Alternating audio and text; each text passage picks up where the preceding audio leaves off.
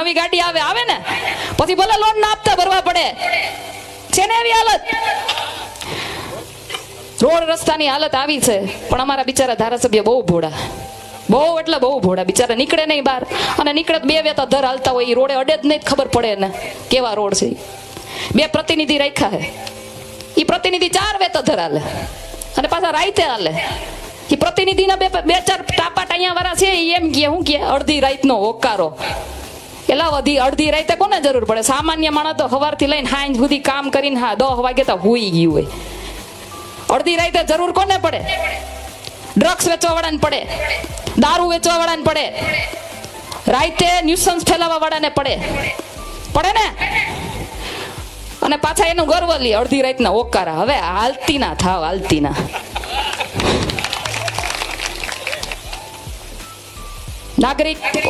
નગરપાલિકામાંથી ઘણા બધા મુદ્દાઓ અમારા એવા ઉઠે. કચરાના ઢગલા, તમે જ્યાં જોવો ત્યાં કચરાના ઢગલા. ભગવતસિંહજીનું ગોકુળિયું ગોંડલને તો હાવ કહેવાય ને કે એટલી હદે ગંદકીમાં પરિવર્તિત કરી દીધું છે. હમણાં તમે મારો એક વિડીયો જોયો છે કે આપણે ભગવતસિંહજીની અંતિમ યાદી, એટલે કે એનું જ્યાં એમની અંતિમ વિધિ થઈ હતી, એ સ્મશાનની સામેની સાઈડ જે ગંદકીનો ઢગલો હતો, સાચું કેજો, આ ભગવતસિંહજી મહારાજનું માન જળવાયું કહેવાય. હે, ભાજપ વાળા દર વખતે એનો જન્મદિવસ આવે એટલે હાર તોરા કરીને દેખાડો કરે કે અમે ભગવતસિંહજી મહારાજને માન સન્માન આપીએ છીએ, પણ હકીકતમાં માન સન્માન આપ્યું કહેવાય. એની અંતિમ યાદીની સામે આટલો કચરાનો ઢગલો 4 દીમાં ઉપાડી લીધો. કેટલા? 4 દીમાં. ખાલી બોલવું પડે.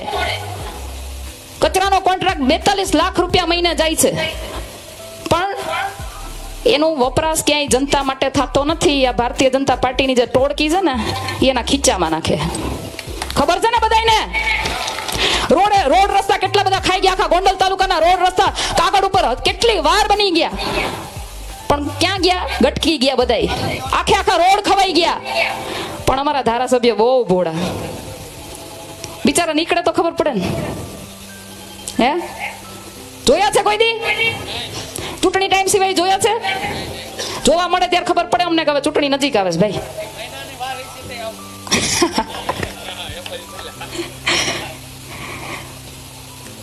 ગટર અહીંયા છે ને, ભગવતસિંહજી મહારાજે બુગદા બનાવેલા છે.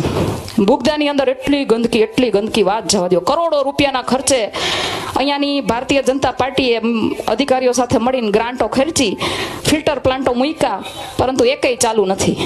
આ ગટરના તમામ પાણીઓ નદીમાં ભળે, કેમિકલ વાળા પાણીઓ નદીમાં ભળે. લાલ પાણી, કાળું પાણી, પીળું પાણી, લીલું પાણી. સ્વચ્છ પાણી માટે મારી માતાઓ બહેનો વલખા મારે. પણ અમારા ધારાસભ્ય બહુ ભોળા, બહુ ભોળા. બિચારા નીકળે તો ખબર પડે ને. 2 પ્રતિનિધિ રાખાસ. અડધી રાતનો ઓકારો છે, એક મોટો પ્રતિનિધિ ને એક નાનો પ્રતિનિધિ. અડધી રાતનો ઓકારો, પણ અડધી રાતે ડ્રગ્સ દારૂ વાળાને જ કામ આવે. હોસ્પિટલની અંદર મને પોતાને અનુભવ થયો છે. હમણાં મારી ઉપર હુમલો થયો, હોસ્પિટલે ગઈ, સીટી સ્કેનનું મશીન નહીં, બોલો. 2.5 લાખની વસ્તીની અંદર એક સિવિલ હોસ્પિટલ છે. એ હોસ્પિટલની અંદર ન તો સારા ડોક્ટરો છે, ન તો સારા મશીનો છે. અને પાછા કે અમારા ગોંડલમાં બહુ શાંતિ છે. શાંતિ જોઈ ને, અહીંયા નથી તમારા હોસ્પિટલમાં ક્યાંક કોઈની સારવાર થતી નથી, પોલીસ તંત્ર કોઈના કેસ લેતા. પછી કે અમારા ગોંડલમાં બહુ શાંતિ છે, પણ લોકોની પીડા અહીંયા નીચે હું છે એ તો તમને ખબર જ નથી.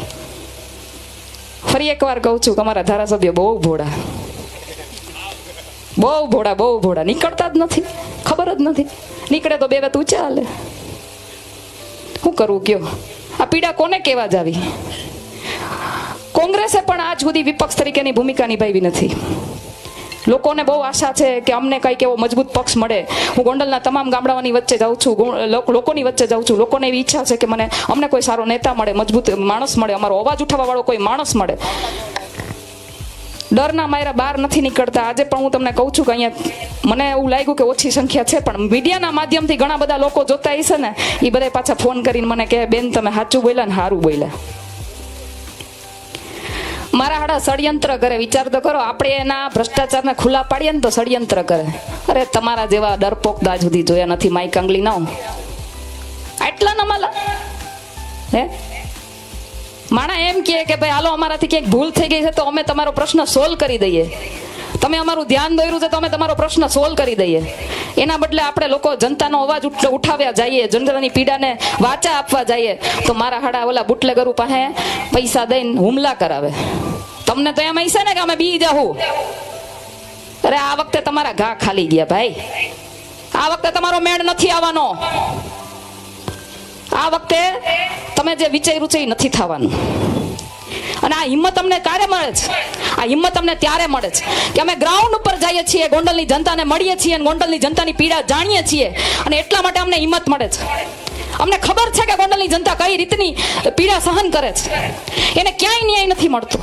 ખાસ કરીને આજે આપણે ખેડૂતોની વાત કરીએ તો આમાં કેટલા લોકોએ મગફળી કેન્દ્રે મફત ટેકાના ભાવે મગફળી આપવા કેટલા લોકો ગયા હતા? હાથ ઊંચો કરજો. 1.5 મણ મગફળી દઈ દીધી હે ને?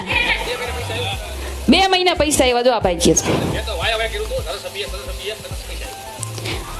પૈસા આવ્યા વીઘે 3520 રૂપિયા. કેટલી જમીન લીધી તમે બીજી?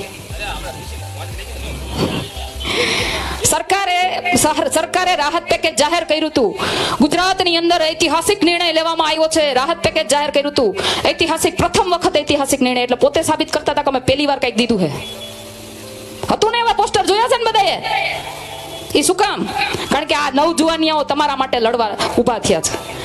એને દબાણ કર્યું સરકાર ઉપર, એટલે ન છૂટકે સરકારને તમને એક પેકેજ આપવામાં આવ્યું. એ પણ સરકારે કેવું પેકેજ આપ્યું? વીઘે 3520 રૂપિયા. કોઈને બિયારણને ખાતરના થયા છે? થયા છે કોઈને? મને તો એમ હતું કે મારા ગોંડલના ખેડૂતોએ વિચાર કે ક્યાંક જમીન ટેકવી છે. ખેડૂતો ફોર્મ ભરવા જાય તોય એની પાસેથી પૈસા લેવાના. ખેડૂતો મગફળી વેચવા જાય તો એની પાસેથી મગફળી લઈ લેવાની. ખેડૂતો ખાતર લેવા જાય તો બ્લેકમાં ખાતર મળે. ખેડૂતો જ્યાં જાય એની પાસે એના ઉપર કડદો કરવામાં આવે. ખેડૂતોને બધી જ રીતે લૂંટવામાં આવે. ગરીબ સામાન્ય લોકોને બધી જ રીતે કહેવાય ને કે એનું શોષણ કરવામાં આવે. પણ અમારા ધારાસભ્ય બહુ ભોળા, બહુ ભોળા ભાઈ. નીકળે તો ખબર પડે ને. 2 પ્રતિનિધિ રાખ્યા. અહીંયા અમારા પ્રતિનિધિ રાજ જ હાલે છે ને? જ્યાં જોવો ત્યાં પ્રતિનિધિ રાજ જ હાલતું હોય. અડધી રાતનો ઓકારો ભાઈ. કાંઈ વાંધો નહીં, ધીમે ધીમે બધું ફરશે. અને આ અડધી રાતના ઓકારા ગોઈતા નહીં જડે. અને આજે ને બધાને ઓલા ડ્રગ્સ ને દારૂ વેચવા વાળા ને એ બધાને કાઢવા માટે પેલા તો તમારે તમારા મત રૂપી પરિવર્તન લઈ આવવું પડશે. હું સમજુ છું કે તમને અમારી પાસે ખૂબ આશા છે, પણ એ આશાને જીવંત રાખવા માટે ક્યાંક ને ક્યાંક તમારે તમારી જવાબદારી નિભાવવી પડશે. આજ અમે તમારો અવાજ બની, તમારી પીડાને વાચા આપી અને અમે અમારી જવાબદારી જેવી રીતે નિભાવીએ છીએ એવી જ રીતે તમારે મતરૂપી આશીર્વાદથી અમને આગળ કરી અમને સત્તામાં બેસાડી તમારી જવાબદારી તમારે નિભાવવી પડશે. ત્યારે અમે આવા અડધી રાતના ઓકારાઓને છે ને દેખાડી દેવું કે તમારી ઓકાત શું છે. દેખાડી દેવી છે ને? હા, બસ એમ. આ તાકાત છે મારી. પ્રવીણભાઈ, બ્રિજરાજભાઈ, તમે એમ કહો ને કે જિગીશાબેનને બીક નથી લાગતી. બીક નથી લાગતી ને એનું કારણ અહીંયા બેઠા છે ને બધા છે. હું ગમે ત્યારે કહું કે ભાઈ મારા જરૂર છે, ભાઈ તમે આવો. મને કોઈ પૂછતું નથી કે બેન તમારું શું કામ છે. તમે બેન જ્યાં કહેશો ને અમે ઊભા છીએ એવું કહેવા વાળા અહીંયા બેઠા છે. અને એના લીધે હું ક્યારેય ડરવાની નથી. એ મારી તાકાત છે.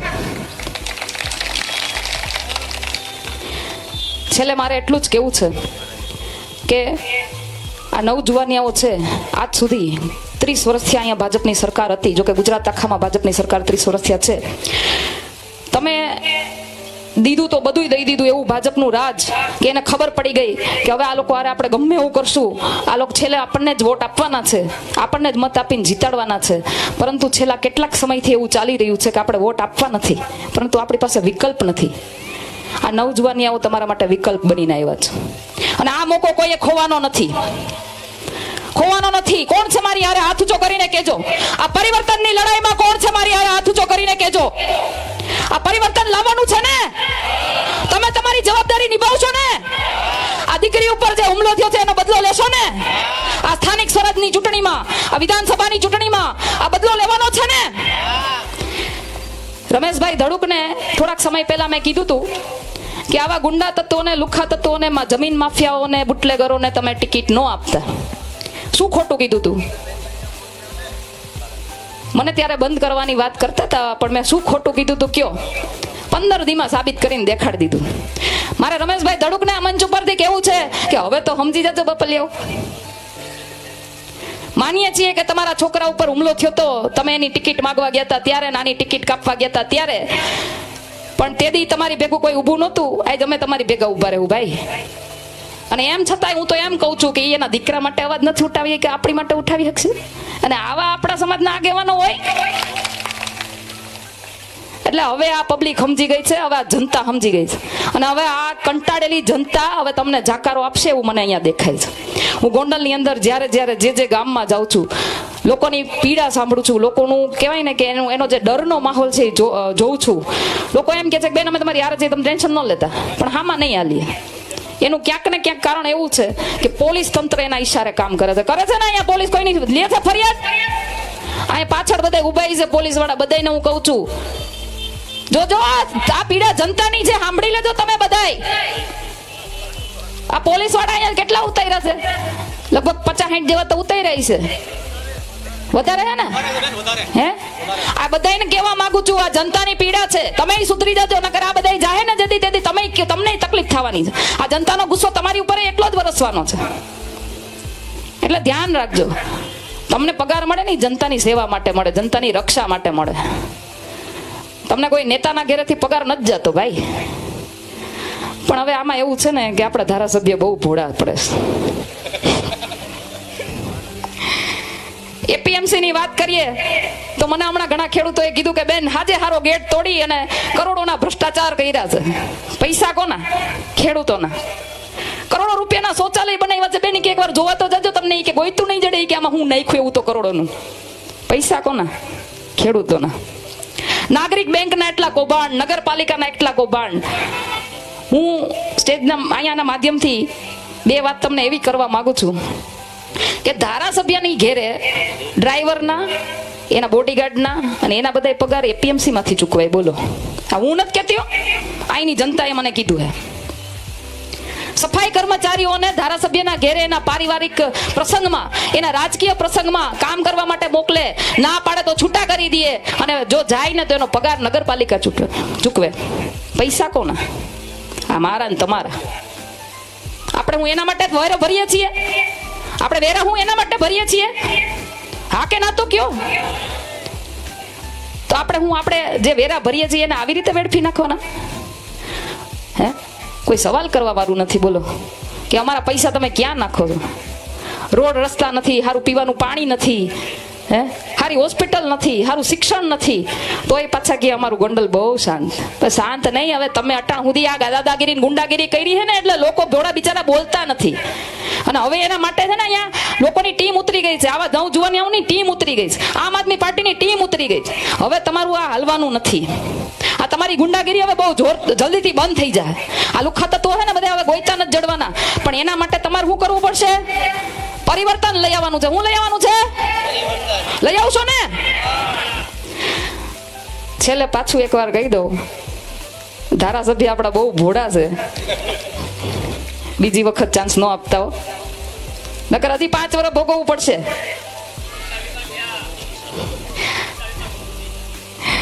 બસ આટલી જ વાત સાથે મારી વાણીને વિરામ આપું છું, અને આપ સૌએ મને શાંતિ